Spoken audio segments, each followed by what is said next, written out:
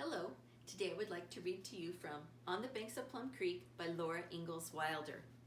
Today's chapter is chapter 29. The darkest hour is just before dawn. Now the winds blew cooler, and the sun was not so hot at noon. Mornings were chilly, and the grasshoppers hopped feebly until the sunshine warmed them.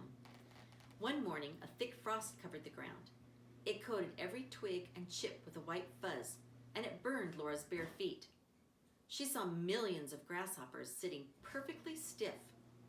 In a few days, there was not one grasshopper left anywhere. Winter was near and Pa had not come. The wind was sharp. It did not whiz anymore. It shrieked and wailed.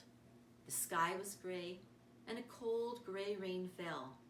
The rain turned to snow, and still Pa did not come. Laura had to wear shoes when she went outdoors. They hurt her feet. She did not know why. Those shoes had never hurt her feet before.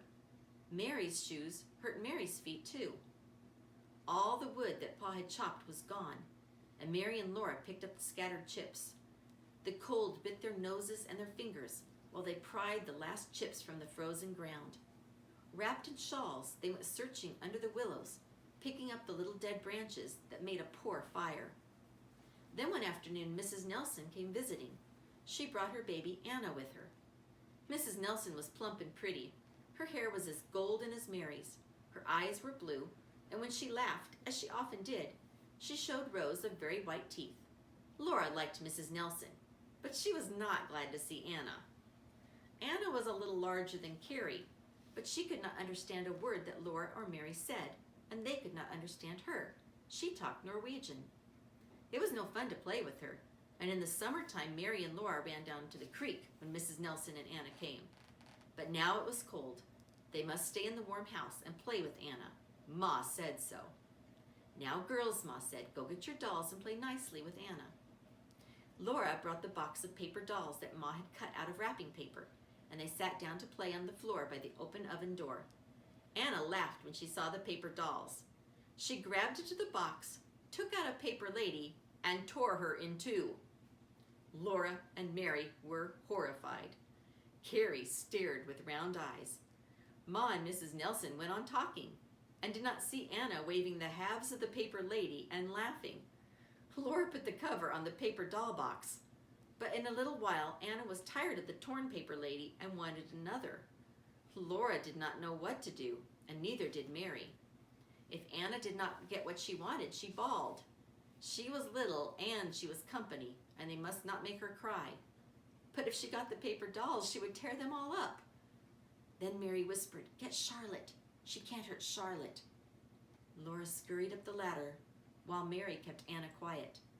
Darling Charlotte lay in her box under the eaves, smiling with her red yarn mouth and her shoe-button eyes. Laura lifted her carefully and smoothed her wavy black yarn hair and her skirts. Charlotte had no feet, and her hands were only stitched on the flat ends of her arms because she was a rag doll. But Laura loved her dearly. Charlotte had been Laura's very own since Christmas morning long ago in the big woods of Wisconsin. Laura carried her down the ladder, and Anna shouted for her. Laura put Charlotte carefully in Anna's arms. Anna hugged her tight, but hugging could not hurt Charlotte. Laura watched anxiously while Anna tugged at Charlotte's shoe-button eyes and pulled her wavy yarn hair and even banged her against the floor. But Anna could not really hurt Charlotte, and Laura meant to straighten her skirts and her hair when Anna went away. At last that long visit was ended. Mrs. Nelson was going home and taking Anna. Then a terrible thing happened. Anna would not give up Charlotte. Perhaps she thought Charlotte was hers. Maybe she told her mother that Laura had given her Charlotte. Mrs. Nelson smiled. Laura tried to take Charlotte, and Anna howled. "I want my doll," Laura said. But Anna hung onto Charlotte and kicked and bawled. "For shame, Laura," Ma said. "Anna's little and she's company. You are too big to play with dolls anyway. Let Anna have her." Laura had to mind Ma. She stood at the window and saw Anna skipping down the knoll, swinging Charlotte by one arm. "For shame, Laura," Ma said again. "A great girl like you sulking about a rag doll. Stop it this minute. You don't want that doll. You hardly ever played with it. You must not be so selfish." Laura quietly climbed the ladder and sat down on her box by the window. She did not cry, but she felt like crying inside because Charlotte was gone. Pa was not there, and Charlotte's box was empty. The wind went howling by the eaves. Everything was empty and cold. "I'm sorry, Laura," Ma said that night. "I wouldn't have given your doll away if I'd have known you care so much. But we must not think only of ourselves. Think how happy you've made Anna." Next morning, Mr. Nelson came driving up with a load of Pa's wood that he had cut.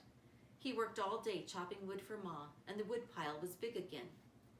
"You see how good Mr. Nelson is to us," said Ma. "The Nelsons are real good neighbors. Now aren't you glad you gave Anna your doll?" "No, Ma," said Laura. Her heart was crying all the time for Pa and for Charlotte. Cold rains fell again and froze. No more letters came from Pa. Ma thought he must have started to come home. In the night, Laura listened to the wind and wondered where Pa was. Often in the mornings, the wood pile was full of driven snow, and still Pa did not come. Every Saturday afternoon, Laura put on her stockings and shoes, wrapped herself in Ma's big shawl, and went to the Nelsons. She knocked and asked if Mr. Nelson had got a letter from Ma. She would not go in. She did not want to see Charlotte there. Mrs. Nelson said that no letter had come, and Laura thanked her and went home. One stormy day, she caught sight of something in the Nelsons' barnyard. She stood still and looked. It was Charlotte, drowned and frozen in a puddle. Anna had thrown Charlotte away. Laura could hardly go on to the door. She could hardly speak to Mrs. Nelson. Mrs. Nelson said the weather was so bad that Mr. Nelson had not gone to town, but he would surely go next week. Laura said, "Thank you, ma'am," and turned away. Sleety rain was beating down on Charlotte. Anna had scalped her. Charlotte's beautiful wavy hair was ripped loose, and her smiling yarn mouth was torn and bleeding red on her cheek. One shoe button eye was gone, but she was Charlotte. Laura snatched her up and hid her under the shawl. She ran panting against the angry wind and the sleet all the way home. Ma started up, frightened, when she saw Laura. "What is it? What is it? Tell me," Ma said. "Mr. Nelson didn't go to town," Laura answered, "but, oh, Ma, look." "What on earth?" said Ma. "It's Charlotte," Laura said. I stole her. I don't care, Ma. I don't care if I did." There, don't be so excited," said Ma. "Come here and tell me all about it." And she drew Laura down on her lap in the rocking chair. They decided it had not been wrong for Laura to take back Charlotte. It had been a terrible experience for Charlotte, but Laura had rescued her, and Ma promised to make her as good as new. Ma ripped off her torn hair and the bits of her mouth and a remaining eye in her face. They thawed Charlotte and wrung her out, and Ma washed her thoroughly clean and starched and ironed her, while Laura chose from the scrap bag a new pale pink face for her and new button eyes. That night when Laura went to bed, she laid Charlotte in her box. Charlotte was clean and crisp. Her red mouth smiled. Her eyes shone black, and she had golden brown yarn hair braided in 2 wee braids and tied with blue yarn bows. Laura went to sleep cuddled against Mary under the patchwork comforters. The wind was howling and sleety rain beat on the roof. It was so cold that Laura and Mary pulled their comforters over their heads. A terrific crash woke them. They were scared in the dark under the comforters. Then they heard a loud voice downstairs. It said, "I declare I dropped that armful of wood, didn't I?" Ma was laughing. "You did that on purpose, Charles, to wake up the girls." Laura flew screaming out of bed and screaming down the ladder. She jumped into Pa's arms, and so did Mary. Then what a racket of talking, laughing, jumping up and down. Pa's blue eyes twinkled. His hair stood straight up. He was wearing new whole boots. He had walked 200 miles from eastern Minnesota. He had walked from town in the night, in the storm. Now he was here.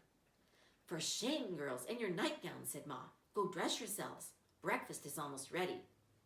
They dressed faster than ever before. They tumbled down the ladder and hugged Pa, and washed their hands and faces and hugged Pa, and smoothed their hair and hugged him. Jack waggled in circles, and Carrie pounded the table with her spoon and sang, Pa's come home, Pa's come home. At last they were all at the table. Pa said he had been too busy toward the last to write. He said they kept us humping on that thresher from before dawn till after dark, and when I could start home, I didn't stop to write.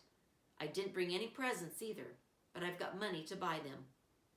The best present you could bring us, Charles, was coming home, Ma told him. After breakfast, Pa went to see the stock. They all went with him, and Jack stayed close at his heels. Pa was pleased that Sam and David and Spot looked so well.